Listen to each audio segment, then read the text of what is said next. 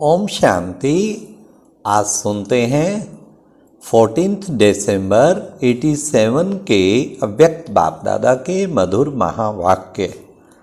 आज की मुरली में बाबा ने दो चीज़ें इतनी इंटरेस्टिंग बताई हैं। एक तो बाबा ने समय का महत्व बताया। ये जो संगम का समय है, बाबा ने कहा थोड़ा सा भी पुरुषार्थ करते हो तो उसका पदम गुणा मिलता है। कितने भाग्यशाली हो। पदम गुणा की स्मृति हर समय रहनी चाहिए। एक भी काम श्रीमत प्रमाण करते हैं तो पदम गुणा प्राप्ति। बाबा ने कहा ना सतयुग में होती ना कोई और युग में होती, द्वापर कलयुग की तो बात ही नहीं। लेकिन इस टाइम पे तुम अगर पुरुषार्थ श्रेष्ठ करते जाते हो तो पदम गुणा प्राप्ति। लेकिन दूसरी ओर ये भी याद रखना चाहिए, गवाएंगे तो भी पदम गुणा माइनस होगा तो क्यों ना जमा करते चले।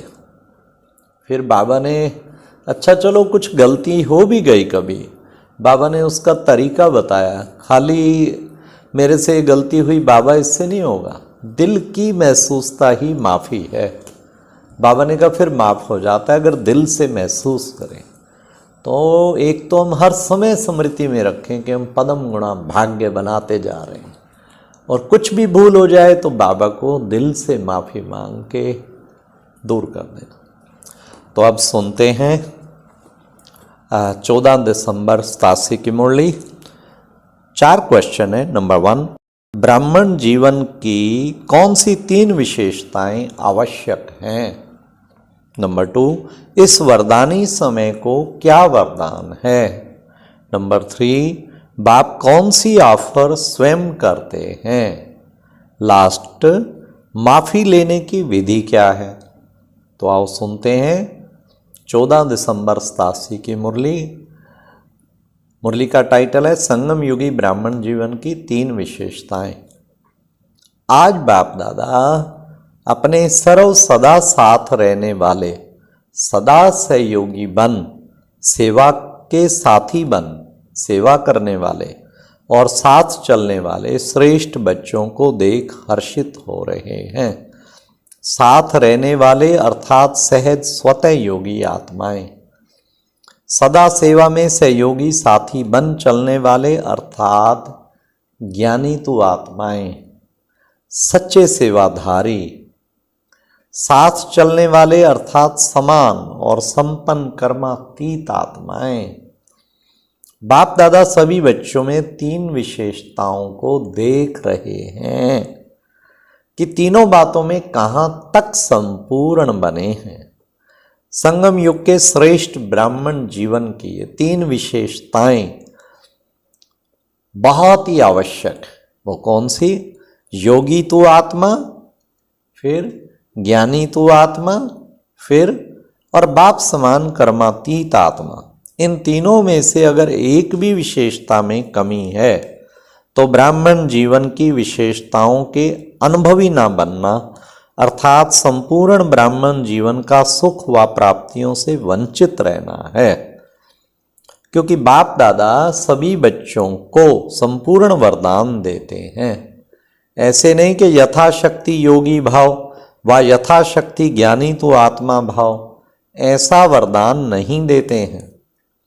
साथ साथ संगम युग जो सारे कल्प में विशेष युग है, इस युग अर्थात समय को भी वरदानी कहा जाता है। क्योंकि वरदाता बाप क्या करते हैं? वरदाता बाप वरदान बांटने इस समय ही आते हैं। वरदाता के आने का कारण समय भी वरदानी हो गया। इस समय को यह वरदान है। कौन सा? सर्व प्राप्तियों में भी संपूर्ण प्राप्तियों का यही समय है। संपूर्ण स्थिति को प्राप्त करने का भी यही वरदानी समय है। और सारे कल्प में कर्म अनुसार प्रारब्ध प्राप्त करते या जैसा कर्म वैसा फल स्वतः प्राप्त होता रहता है। लेकिन इस वरदानी समय पर एक कदम आपका कर्म और पदम गुणा बाप द्वारा मदद के रूप में सहज प्राप्त होता है। सतयुग में एक का पदम गुणा प्राप्त नहीं होता। लेकिन अभी प्राप्त हुए प्रारब्ध के रूप में भोगने के अधिकारी बनते हो। सिर्फ जमा किया हुआ खाते हुए नीचे आते जाते हैं, कला कम होती जाती है। एक युग पूरा होने से कला भी 16 कला से 14 कला हो जाती है। लेकिन संपूर्ण प्राप्ति किस समय की? जो 16 कला संपूर्ण बने, वह प्राप्ति का समय यह संगम युग का ही है। इस समय में बाप खुले दिल से सर्व प्राप्तियों के भंडार वरदान के रूप में, वर्षे के रूप में और पढ़ाई के फलस्वरूप प्राप्ति के रूप में, तीनों ही संबंध में 3 रूप से विशेष भंडार, खुले भंडार, भरपूर भंडार बच्चों के आगे रखते हैं। वाह वाह वाह वाह, हाँ, खोल दिए भंडार, ले लो जितना चाहिए। सिर्फ अपना पुरुषार्थ किया और प्रारब्ध पाई, ऐसे नहीं कहते। लेकिन रहम दिल बन, दाता बन, विधाता बन, सर्व संबंधी बन, स्वयं हर सेकंड मददगार बनते हैं। 1 सेकंड की हिम्मत और अनेक वर्षों के समान मेहनत की मदद के रूप में सदा सहयोगी बनते हैं, क्योंकि जानते हैं कि अनेक जन्मों की भटकी हुई निर्बल आत्माएं हैं, थकी हुई हैं। इसलिए इतने तक सहयोग देते हैं, मददगार बनते हैं। स्वयं ऑफर करते हैं कि सर्व प्रकार का बोझ बाप को दे दो। बोझ उठाने की ऑफर करते, दे दो ना। वाह वाह वाह। भाग्य विधाता बन, नॉलेजफुल बनाए, श्रेष्ठ कर्मों का ज्ञान स्पष्ट समझाए। भाग्य की लकीर खींचने चाहो उतना खींच लो। सर्व खुले खजानों की चाबी आपके हाथ में दी है, और चाबी भी कितनी सहज है। अगर माया के तूफान आते भी हैं तो छत्र छाया बन सदा सेफ भी रखते हैं। जहां छत्र छाया है वहां तूफान क्या करेगा। सेवाधारी भी बनाते, लेकिन साथ साथ बुद्धिवानों की बुद्धि बन आत्माओं को टच भी करते, जिससे नाम बच्चों का और काम बाप का सहज हो जाता है। इतना लाड और प्यार से लाडले बनाए पालना करते, जो सदा अनेक झूलों में झुलाते रहते हैं। पांव नीचे नहीं रखने देते, कभी खुशी के झूले में, कभी सुख के झूले में, कभी बाप की गोदी के झूले में, आनंद प्रेम शांति के झूले में झूलते रहो। झूलना अर्थात मौज बनाना। यह सर्व प्राप्तियां इस वरदानी समय की विशेषता है। इस समय वरदाता विधाता होने के कारण बाप और सर्व संबंध निभाने के कारण बाप रहम दिल है। एक का पदम देने की विधि इस समय की है।